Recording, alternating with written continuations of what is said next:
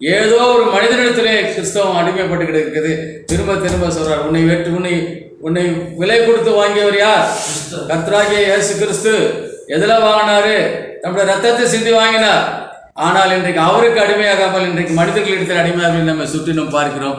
நீங்களும் நானும் அந்த தவறை செய்துவிடக்கூடாது என்பதுதான் பிலோமன் புத்தகத்தின் அடிப்படை கருத்தாக இருக்குது. ஆக மூன்று குழுக்களை நாம் பார்க்கிறோம். பிலோமன் என்ற மனிதன், அவனுடைய அடிமையாக ஒனேசிமு, அவன் ஓடி போகிறான். ஓடி போகிற விஷயம் இல்லை. அதே விதமாக கிறிஸ்துவும் அவருடைய அடிமை பவுல் அடிகளார். அவருக்கு நிறைய பேர் அவருடைய நண்பர்கள் இருக்கிறார். அவர் கடைசி வரைக்கும் அவர் ஓடி போகவே இல்லை.